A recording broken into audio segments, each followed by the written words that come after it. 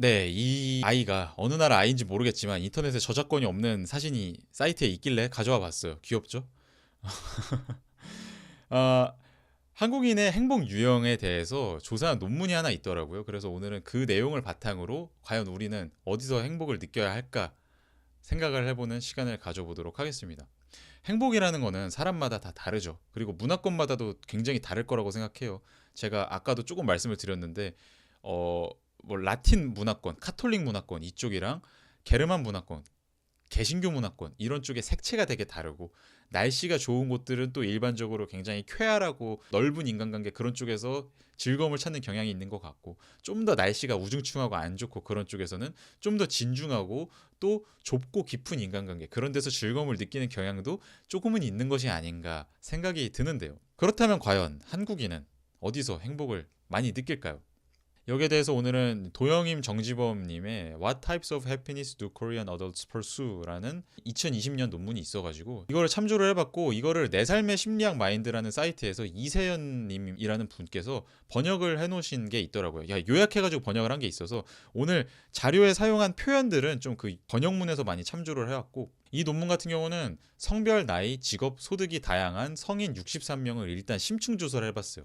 사람들을 심층적으로 조사를 해서 어떤 사람들이 어떤 쪽에서 행복을 찾느냐 그거를 타입별로 한번 구별을 해보고, 그 다음에 거의 한 1000명 가까운 사람들한테 그 타입을 바탕으로 설문조사를 쭉 해봤어요. 그래서 이런 타입의 사람들이 얼마나 많은지, 이런 타입의 사람들은 전반적으로 어떤 성향을 갖는지 그런 결과를 도출을 해봤는데요. 그런데 앞서서 한번 말씀드리고 싶은 건 각 유형이 배타적인 건 아니라는 겁니다. 한마디로 무조건 1유형에 속한다고 해서 예를 들어서 2유형이랑은 관련이 없는 건 아니에요. 그냥 1유형의 성향이 제일 강한 것일 뿐이지 2유형, 3유형, 4유형의 성향들도 다 조금씩 가지고 있을 수 있습니다. 그게 너무 자연스러운 거예요.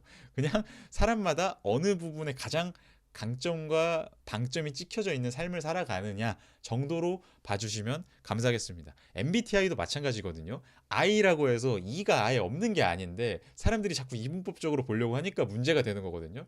그래서 그 부분을 유의해 주셨으면 좋겠고, 그리고 또 나이가 들면서 이런 타입은 변할 수 있다고 합니다. 충분히. 그러니까 또 절대적으로 낙인 찍고 바라보지 않으셨으면 좋겠습니다. 총 7가지 유형으로 한국인의 행복 유형을 구별할 수 있더라라고 이분들이 결론을 내렸는데, 일단 첫 번째 유형은 자아실현형입니다. 되게 당연히 이런 게 있을 것 같죠? 이 사람들은 스스로 자부심을 느끼는 창조적인 일에서 삶의 에너지를 얻고요. 그리고 뚜렷한 자신의 정체성을 구축할 수 있고 숙련된 전문성을 발휘하는 일을 추구합니다. 그리고 특이하게도 이런 사람들은 일과 가족, 취미, 사회 참여의 균형을 중시합니다. 그러니까 무조건 어떤 일 중독자여가지고 일에만 팍 하는 게 자아실현이 아니라, 사실 자아실현이란 생각을 해보면 이런 여러 가지 분야에서 잘 균형 잡힌 삶을 살아가면서 정말로 내가 좋은 삶을 살아가고 있는지, 나라는 사람이 과연 어떤지 그런 거에 대해서 여러 가지 생각도 잘 하면서 내가 창조적이고 좋은 일을 하면서 살아간다는 느낌을 받을 수 있는 사람들이 이쪽에 속한다고 볼 수 있습니다. 그러니까 자아실현이라고 해서 우리가 흔히 생각하는 무조건 커리어적 성공 그런 걸 의미하는 게 아니라는 거예요. 심지어 그냥 주부더라도 자아실현형일 수도 있는 거예요. 왜냐하면 만약에 그 사람이 취미 활동이나 사회 참여나 그런 것 속에서 내 자아가 잘 실현되는 것 같다는 느낌을 받는다. 그러면은 자아실현형이 되는 거거든요. 반면에 이런 사람들은 사회의 인정이나 금전적 가치에 의해 조종되는 듯한 느낌을 받을 때 무력해지고요. 또 자신의 꿈을 이룰 수 없는 제한된 환경에서 쉽게 좌절감을 느낍니다. 두 번째로는 소속감 지향형이 있습니다. 이 사람들은 가치관이 일치하는 사람들과 함께 공동체를 이루고 소속감을 느끼며 살아갈 때 행복하고요. 어려움이 있는 사람들을 기꺼이 돕고요.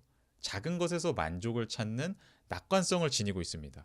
그러니까 이 사람들은 커리어적인 성공 그런 게 반드시 꼭 엄청 중요하지가 않은 거예요. 돈이 많지 않아도 내가 사회적인 일반적인 명예, 인정 이런 거를 받지 않더라도 내가 속한 커뮤니티에서 가치관이 잘 맞는 사람들과 함께 잘 지내면 그거 자체가 너무 행복한 사람들인 거죠. 저는 개인적으로 좀 이 타입에 속하는 사람들이 정감이 많이 가는 것 같은데, 그렇다 보니까 이들은 수줍어서 왜냐면 이런 사람들이라고 해서 다 이인 건 아니거든요. 그렇다 보니까 혹시나 내가 좀 수줍고 사람들이랑 잘 먼저 다가가기 어려워서 공동체 사람들과 잘 지내지 못하거나 속하고 싶은 공동체에서 거부당할 때 불행해지고요. 수평적 가치를 지녔기 때문에 계층적이고 조직적인 환경에서의 압박을 잘 견디지 못합니다. 세 번째로는 소명 추구형이 있습니다. 이게 영어 논문이다 보니까 미션 타입인데요. 삶의 목적과 의미를 실천할 때 행복한 사람들입니다. 소명 의식을 가지고 모범적인 삶을 살며 스스로 삶을 통제하고 있다는 느낌을 중요시합니다. 인생의 어려움을 극복하고 책임을 다할 수 있을 때 행복합니다. 그러니까 한마디로 이 사람들한테는 자유라는 게 그렇게까지 크게 중요하지는 않은 거예요. 물론 어떤 측면에서는 자유가 엄청나게 중요할 수도 있죠. 근데 예를 들어서 내가 가족한테 헌신하는 삶을 산다. 그래도 상관이 없을 수 있는 거죠. 가족한테 헌신하느라 내가 먹고 싶은 거 못 먹고 사고 싶은 옷 못 사고, 그래도 만약에 가족의 행복을 위하는 게 나의 미션이라고 느낀다면, 내 삶에 주어진 소명이라고 느낀다면, 그러면 기꺼이 거기에 희생하면서 참여하면서 오히려 거기로부터 가장 큰 행복을 느끼는 사람들인 거죠. 아마 이게 철학 채널이다 보니까 이 소명 추구형에 해당하시는 분들도 되게 많을 것 같아요. 그렇다 보니까 이들은 삶의 목적이 불분명할 때는 불행하고요. 자신의 소명을 따르는 것이 아니라 물질적 가치에 의해 조건화되어 살아가야 할 때 혼란스러워합니다. 또 통제력을 발휘하지 못하는 상황이나 다른 사람에게 의지해야 하는 상황에서 무력감과 고통을 느낍니다. 이게 다른 사람한테 의지해야 하는 상황에서 무력감을 느낀다. 이게 좀 저는 흥미로운 것 같아요. 본인이 뭔가 미션이 있어서 내가 희생하는 거는 상관이 없는데, 내가 내 힘으로 책임을 다해가지고 희생하지 못하고 오히려 내가 다른 사람한테 기대야 된다? 그 상황 자체가 너무 힘들다라고 느끼는 거죠. 네, 네 번째로는 타인 인정형이 있습니다. 이들은 높은 사회적 지위를 얻고 타인에게 인정받을 때 행복합니다. 목표 지향적이며 노력을 통해 성취할 수 있을 때 기뻐합니다.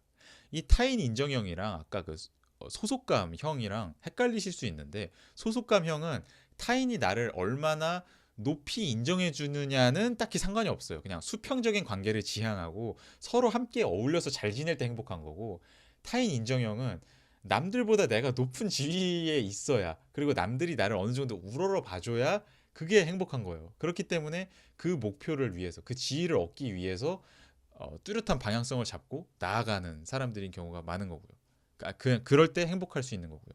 이 타인 인정형은 사회적인 인정을 지나치게 의식해서 갈등 상황이 있을 때 견디기 힘들어합니다. 그리고 타인의 시선에 신경을 쓰기 때문에 진정한 자신을 드러내기 쉽지 않다고도 말을 하고요. 다른 사람들이 그들의 가치를 인정해주지 않을 때 쉽게 낙담합니다. 이게 살짝 뉘앙스를 보면 이 논문을 쓰신 분들이 이 타인 인정형 이쪽에 살짝 안티가 아닌가 싶긴 해요. 네, 다섯 번째는 향유형입니다. 영어로는 인조이먼트 타입인데요. 이들은 문화와 예술을 음미하고 과거나 미래보다는 현재 삶을 즐기는 것을 중시합니다. 방금 그 타인 인정형 같은 경우는 만약에 타인의 인정을 받기 위해서 높은 지위에 올라가기 위한 과정이라고 생각이 되면은 현재 행복을 포기하면서 그거를 추구할 수도 있겠죠. 근데 향유형 사람들은 그러기를 좀 싫어한다는 겁니다. 상대적으로. 이익을 미래로 미루는 게 아니라 일단 지금 내가 행복한 게 제일 중요한 거죠. 그리고 경쟁과 경제적 성공 등 외적 가치보다는 정서적인 행복과 풍요로움, 삶의 여유가 중요하고요. 여행, 문화, 취미생활 등의 여가생활을 추구합니다. 그렇다 보니까 이들은 직장, 결혼 생활과 같은 사회적 규범에 묶여 있을 때 불행함을 느끼고요. 그러니까 물론 모든 직장 생활, 모든 결혼 생활에서 다 그런 건 아니겠죠.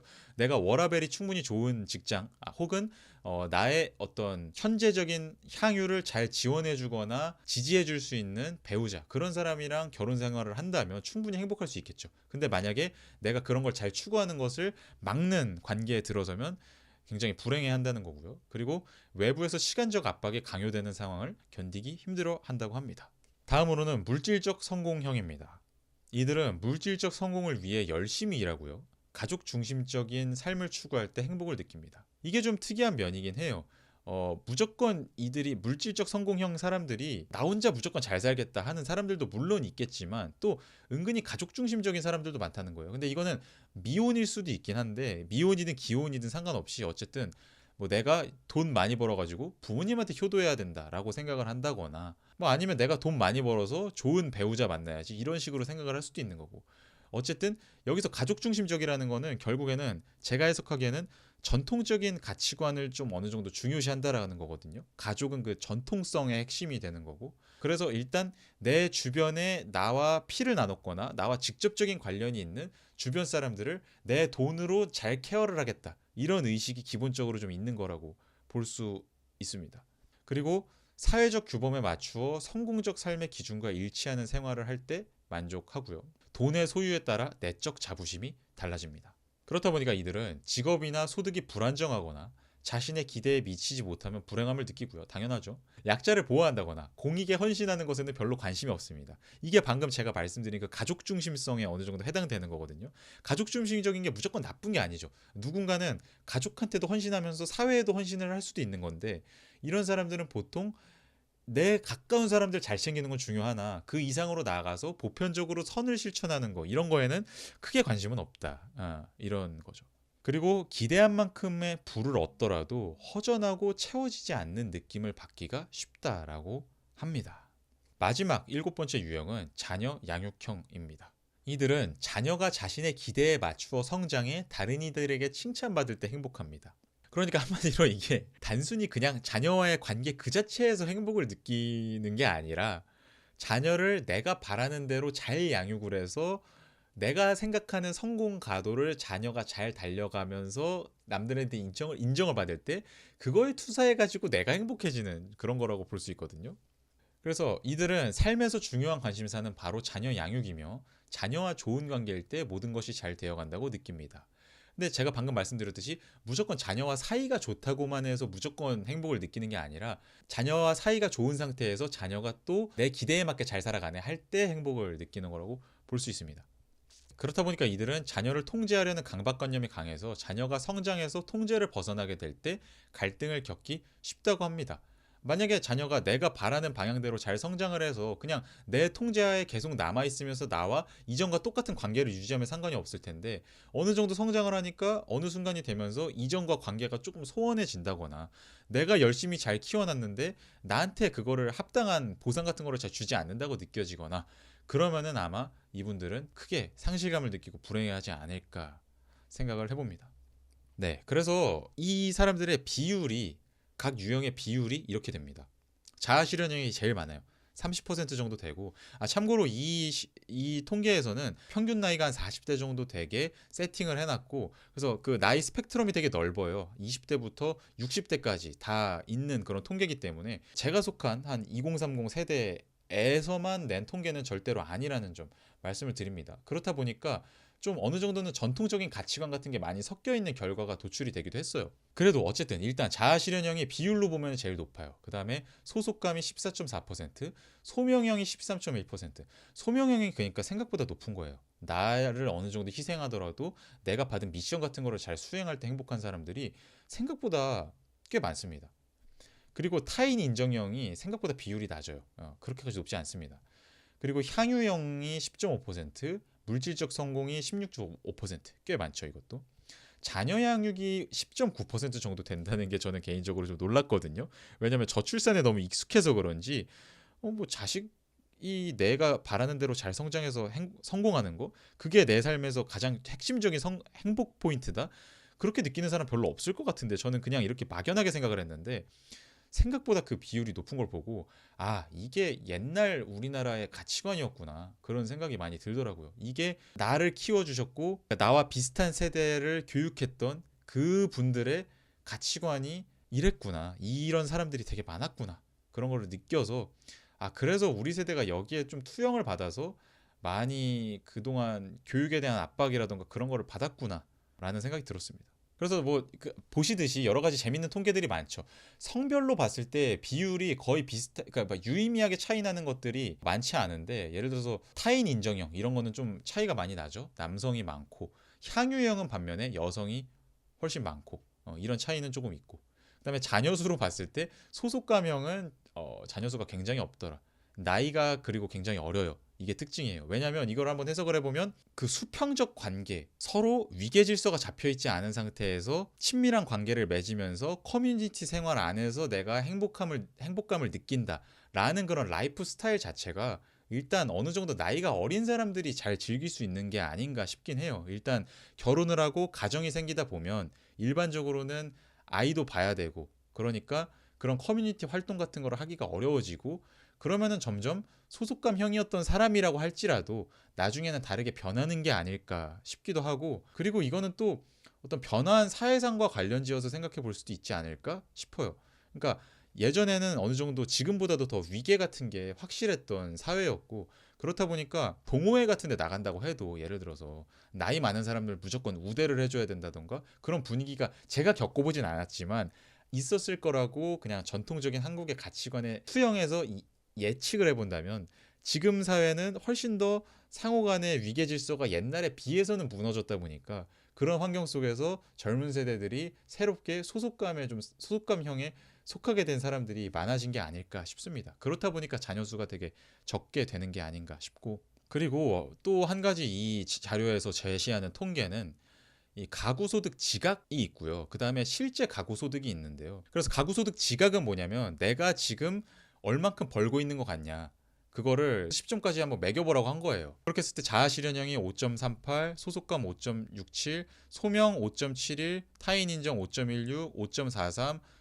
5.05, 4.77. 그러니까 물질적 성공형이랑 자녀 양육형이랑 타인 인정형 이렇게 분류된 사람들이 가구소득 지각이 낮아요. 그러니까 내가 얼마나 지금 이 사회에서 돈을 벌고 있는 것 같습니까? 어느 정도 수준이 되는 것 같습니까? 했을 때 그 수준을 좀 낮게 생각한다는 거죠. 상대적으로 다른 타입들에 비해서. 근데 웃긴 건 이 사람들이 예를 들어서 물질적 성공형 같은 경우는 실제 가구소득은 제일 높아요. 근데 본인이 지각하는 거는 제일 낮다는 거죠. 그리고 자녀 양육형은 지각도 낮고 실제로도 그렇게 높은 편은 아니고, 근데 이제 이 통계 자료를 해석하시는 분이 사실 이 정도의 가구소득 차이라고 하면은 그게 엄청나게 유의미한 차이라고 보기는 어려운 것 같다, 그냥 조금씩 다를 수 있는 거니까 그렇게 말씀을 하시긴 하는데, 어쨌든 그리고 타인 인정형이 상대적으로 살짝 낮은 것도 저는 흥미롭더라고요. 그러니까 인정을 받는 것과 돈을 버는 것은 별개라서 그런가 싶기도 하고, 아니면 반대로 돈을 통해서 타인한테 인정을 받지 못한다고 느끼기 때문에 다른 것을 통해서라도 어떻게든 타인한테 인정을 받아야 된다라는 그런 강박관념이 생긴 건가? 라는 느낌이 들기도 하고요. 그러니까 그런 케이스가 좀 있는 게 아닐까 싶기도 하고, 이런 여러 가지 해석을 해볼 수 있는 것 같습니다. 그리고 저는 한 가지 흥미로웠던 내용이 소명형 있잖아요. 소명형이 본인이 느끼기에도 돈을 많이 번다고 느끼고 실제로 버는 돈도 꽤 높은 편이라는 게 흥미롭거든요. 유추해 봤을 때 소명형이 아마 가장 만족하고 행복한 삶을 살지 않을까라는 거를 이 표만 보면은 예측을 할 수가 있는데, 근데 그게 실제로도 이렇게 나타납니다. 이게 그 주관적인 행복도를 나타낸 거거든요. 당신은 얼마나 행복한 것 같으세요? 물어본 거예요. 각 타입 사람들한테. 그랬더니 소명형에 있는 사람들은 1위가 됐고, 두 번째가 소속감, 그 다음에 향유, 자아실현, 자녀 양육, 물질적 성공, 사회적 인정, 이렇게 순위가 쭉 나왔다라는 거를 알 수 있습니다. 근데 물론 이거는 어디까지나 평균을 따지는 통계일 뿐이지 절대적인 거는 아니라는 거 꼭 알아두셨으면 좋겠고요. 예를 들어서 내가 사회적 인정 타입이지만 내가 엄청 행복할 수도 있는 거예요, 경우에 따라서. 근데 다만 나랑 비슷하게 사회적 인정 타입에 속한 다른 사람들이 상대적으로 주관적 행복도가 낮기 때문에 평균을 잡았을 때 그냥 낮게 나오는 것일 뿐입니다. 무조건 어떤 타입에 속한다고 어떤 행복도가 나오는 건 아니에요. 그래서 마지막 이게 슬라이드인데요. 저는 여기서 생각해볼 거리를 몇 가지 던져볼 수 있을 것 같아요. 일단 타입별로 행복의 차이가 어마어마하게 크다고 보기는 어려운 것 같아요. 앞에 슬라이드로 넘어가 보면 가장 높은 소명형이 7.27이고 사회적 인정이 5.77이잖아요. 근데 이 사회적 인정을 빼고, 왜냐면 사회적 인정은 좀 갑자기 확 떨어지는 느낌이 있어서 그 위에가 물질적 성공이 6.23인데 이 7.27이랑 6.23이랑 1점 정도 차이가 나는 건데, 이게 꼭 어마어마한 차이라고 보기는 어렵지 않을까. 물론 꽤 유의미한 차이라고 볼 수는 있으나 그래도 이런 어떤 대상 안에서 어떤 생활 방식, 어떤 생활 패턴 안에서 내가 행복을 찾느냐에 따라서 뭐 꼭 사람들이 통계적으로 유의미하게 평균적으로 커다란 행복도의 차이가 나타나지는 않는 것 같더라라는 게 저의 생각이긴 하고요. 다만 우리가 제가 봤을 때는 좀 어느 정도 패턴이 보이거든요. 7가지 타입 중에 추상적 가치를 위해 사는 사람이랑 구체적 가치를 위해 사는 사람, 이게 일단 나눠지는 게 보여요. 예를 들어서 추상적 가치라는 거는 돈이라든지 타인의 인정, 이런 거는 내가 지금 당장 실생활에서 직접적으로 피부로서 와닿게 느끼는 것들은 아니라고 생각해요. 돈이라는 거는 결국 통장 잔고에 있는 거고, 물론 그거를 통해서 내가 서비스를 받거나 어떤 비싼 물건을 사거나 할 수는 있지만, 결국에 돈이라는 거의 특성이 구체적인 물성이 없잖아요. 내가 원하는 무엇이로든지 다 변환할 수 있다는 특징을 가진 건데, 그렇기 때문에 예를 들어서 돈이라는 거는 내가 우리 가족이랑 갖는 관계라든지 내 삶에서 얻은 미션에 대해서 갖는 나만의 인식이라든지, 아니면 내가 속한 주변 친구 집단이랑 잘 어울리면서 받는 느낌이라든지, 그런 거라면 상당히 다를 거라고 생각하거든요. 돈은 그냥 그 자체로는 어떤 특징이 없고 무엇으로든지 변화할 수 있는 마법 같은 추상적인 거라는 거죠. 저는 타인의 인정이라는 것도 마찬가지라고 생각해요. 누가 인정해 줄 거예요, 나를? 그냥 어머니가 나를 인정해 주면 내가 인정받는 건가? 아버지, 친구, 주변의 누군가? 그러니까 결국에 타인 인정형에 속한 사람들은 제가 추측하건대 어떤 불특정한 인정을 계속 바랄 거라고 생각해요. 누군가 한 번 인정을 해준다고 그게 끝나는 것도 아니고, 내가 오늘 회사에서 부장님한테 칭찬받았네, 그렇다고 해서 끝나는 것도 아니고, 그냥 계속해서 채워지지 않는 어떤 익명의 인정 같은 거를 계속 원하는 상태일 거라고 생각합니다. 반면에 제가 생각하기에 미션형이라든지 여기 앞에 슬라이드에서 조금 더 행복 순위가 높았던 타입 있잖아요. 그런 것들은 좀 더 구체적 가치를 쫓는 타입이라고 생각이 들거든요. 소속감도 그렇고 향유도 그렇고, 자아실현부터는 저는 살짝 좀 애매해지는 단계라고 보긴 하는데, 자아실현도 한쪽은 좀 발을 담그고 있다라고 볼 수 있을 것 같고, 그래서 우리가 추상적 가치를 쫓을 때보다는 내 삶과 직접적으로 인간적으로 인격적으로 맞닿아 있는 것들을 추구했을 때 조금 더 행복한 삶을 살게 될 수 있는 게 아닐까 한번 생각을 해보고요. 그리고 이거랑 비슷하게 자신을 위해서 사는 사람과 자신 바깥의 것을 위해 사는 사람을 구별해 볼 수도 있다고 생각해요. 지금 이 행복도 순위를 보면 제가 느끼기에 이 자녀 양육, 물질적 성공, 사회적 인정, 그리고 어쩌면 이 자아 실현까지, 이쪽은 다 자기를 위해서 사는 거라고 생각하거든요. 근데 이제 이 위에 보면 향유, 소속감, 소명, 특히 이 소명이나 소속감의 타입은 나한테 주어진 어려운 사람을 도와야 한다, 국가에 봉사해야 한다, 우리 가족을 내가 잘 보살펴야 한다, 이런 주어진 소명 의식, 이런 거를 위해서 산다든지, 아니면 내가 주변에 있는 사람들이랑 잘 지내면서 그 어려운 사람들을 돕는다, 이런 거를 위해서 산다든지, 이런 식으로 확실하게 자기보다는 자기 바깥에 놓인 것에 삶의 방점이 찍혀 있다는 걸 알 수 있습니다. 저는 향유도 비슷하다고 생각하는 게, 얼핏 생각하면 향유는 그냥 무조건 나를 위한 거 아니야? 이렇게 생각을 할 수도 있어요. 근데 어떤 측면에서 보면, 예를 들어서 내가 영화를 좋아한다, 영화 광이어서 향유에 속한 사람들도 있을 거 아니에요. 문화생활 그런 거 좋아한다고 했으니까. 근데 영화라는 거는 어떤 의미에서 그거를 보고 내가 쾌락을 느끼는 거기도 하지만, 다른 의미에서 생각을 해보자면 나 바깥에 놓인 어떤 절대적인 대상이거든요. 나라는 걸로 충분히 설명이 되지 않는, 나를 넘어서는 어떤 존재, 그것 속에서 나의 행복을 찾는 활동이라고 보거든요. 향유란 본질적으로 어느 정도.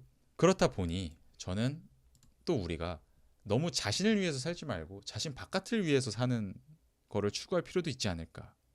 자녀 양육형도 한번 잘 생각을 해보면, 얼핏 생각하면 자녀 양육형은 자신 바깥의 것을 위해서 사는 거 아니야? 라고 생각을 할 수도 있지만, 여기서 분류한 자녀 양육형은 단순히 자녀와 좋은 관계를 맺는 것을 넘어서서 자녀가 내가 바라는 대로 잘 성장을 해야 행복한 거거든요. 결국에는 자녀는 나의 연장선상이 되는 거고 나를 투영한 존재가 돼버리는 측면이 강해가지고, 그런 거를 우리가 추구했을 때는 아주 행복한 삶을 살기가 확률적으로 어려워지는 게 아닐까 한번 생각을 해봅니다.